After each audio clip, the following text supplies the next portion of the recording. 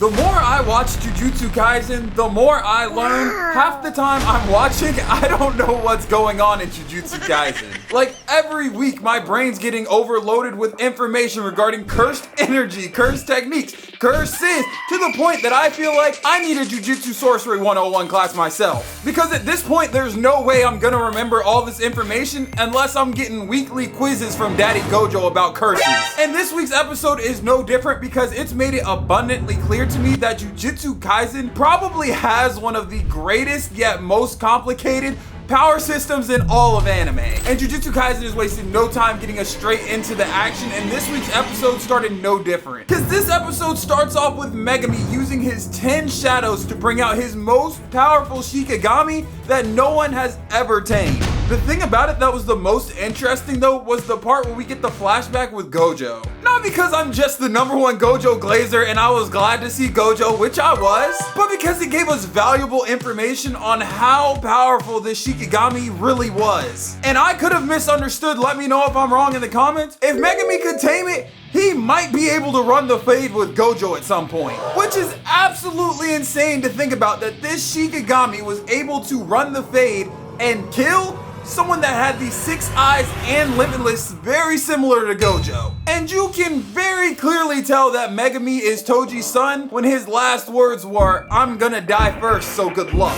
That's just not something a normal person says. That's that inner Fushiguro, that inner dog coming out of him, and I absolutely loved it. He then gets smacked into the wall by Mahoraga, and it absolutely sounded like a real life car crash. You could just tell Blondie did not want any of that smoke, and luckily for him, Sukuna came to save the day. And that is not a sentence I thought I would ever hear myself saying making these videos. And now here's where things get a little bit complicated, so I'm gonna have to drop some Jujutsu Sorcery 101 knowledge on y'all. So boom, Megumi has started the ritual, and at this point Megumi's practically dead. He's just in a limbo state and can't actually die yet. But he started the ritual with Blondie, so for Megumi to die, Blondie also has to die so that Megumi can pass away. Sukuna doesn't want Megumi to die yet for some reason that we don't know yet, which I really want to know. So Sukuna has to now fight the Shikigami in order to save Megumi. Honestly, I don't think that last point really matters anyway. We're talking about Sukuna here, and if we're being honest, I think Sukuna would have ran the fade regardless because he just stands on business and would have wanted to test how strong the thing was. Which brings us into the 1v1 fade of Sukuna versus Mahoraga. And every week Mappa somehow manages to do it because once again, this week I have to say this was probably the best fight of the season so far, which is absolutely crazy because once again, I say this every single week.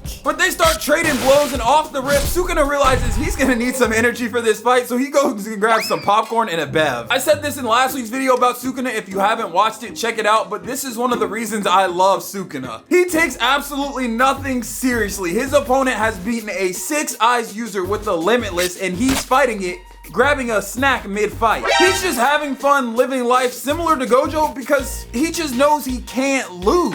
Mahoraga is not going for that disrespect though and grabs Sukuna and drags him across this building, pretty much similar to Broly did in Dragon Ball Z. Like, I knew I had seen this move before somewhere. Sukuna is absolutely insane though, because who is doing back handsprings up a building with a giant Shikigami doing a breaststroke like Michael Phelps chasing after them having a smile on their face? And I don't know what it is with Mappa, but they love making the villains move with such elegance and grace because Sukuna should not look like a hero right now, but he does in this fight. They did the exact same thing in the Toji versus Dagon fight, making Toji look like a hero when he is also a villain like Sukuna. This entire fight though, Sukuna was violating Mahoraga pretty much to the same extent, in my opinion, that he did Jogo. Is that crazy for me to say? Like, I don't know, man. I understand that last week Sukuna was absolutely playing with Jogo, but this fight, it just feels slightly more serious, but he still doesn't really care. I do have to say though, this fight and just the pure chaos and destruction they were causing in Shibuya are probably my favorite type of fights. Because usually when you have a hero that's fighting a villain, they're trying to protect people and make sure innocent civilians don't get hurt mid-fight. And that's where you can get caught lacking and end up like Gojo, sealed away for who knows how long, probably at least the rest of the season. But when you have two pure evil villains going toe to toe with no regards for human life, the only thing they care about is winning, that's when things get interesting. Towards the end of this fight, Sukuna starts to realize the Shikigami's ability is pretty broken because the ability is it's able to adapt to pretty much any move or curse technique Sukuna's throwing at it. And I understand now why Megumi was willing to use this in season 1 when Sukuna ripped out Yuji's heart, because even Sukuna admits he might not have been able to beat this thing in season 1 before he got all these fingers. And what's really crazy is to think that Megumi, of all people, has had a trump card like this since season 1.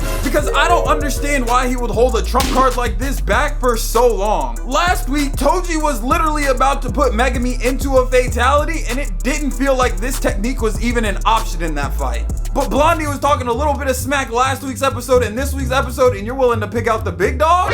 You know what, Megumi? You do you. I'm not even mad. Then we see Sukuna whip out his domain expansion, and I love Jujutsu Kaisen, but these domain expansions, they give me headaches. Because Sukuna's domain expansion, it's not even really a domain expansion that we're used to with everyone else. Because his domain doesn't create a barrier like everyone else's, his just uses a surrounding area in a certain radius. And the narrator just started glazing him crazy when he did this, talking about, oh, it's truly such a divine technique. Like, dog, you're doing flips on it. Hop off at this point. But pretty much Sukuna's domain has a certain amount of range, and if you have cursed energy or you don't, it'll hit you with one of two specific attacks. I honestly didn't even fully understand what his technique did. I was just along for the ride, enjoying what I was seeing on my screen. If someone can comment down below and fully explain to me what his technique actually does or what happened in this fight, I would highly appreciate you. But his domain expansion manages to kill Mahoraga, and at this point it's just Sukuna and Blondie, who I'm surprised he did not kill after this battle. That wasn't until Blondie starts running and his entire face comes off and his miracles have just run out. I don't even know fully why this happened, if it was because of the fight or because of Sukuna. I just thought it was freaking hilarious. But by far the best part of this episode had to be the ending, because Sukuna is just sick. He drops off Megumi to be healed and then returns to where the battle just happened, for the sole reason that he wants Yuji to see what happened once he regains his body. I've never really been that big of a Sukuna fan until this season, but I just love it when the villains start to mess with the heroes' heads. Because Yuji regains his body, and while he's looking out into the hole, he sees everything that happened while Sukuna had taken control of his body. All that's in front of Yuji is a black hole that's just a reminder of all the death and destruction that he technically caused. And Yuji can do nothing but just drop to his knees, the same way I drop to my knees when I see Gojo. And whoever's idea it was to play the intro while we're going over all the death and destruction that just happened, you are truly a sick person, but I absolutely love you.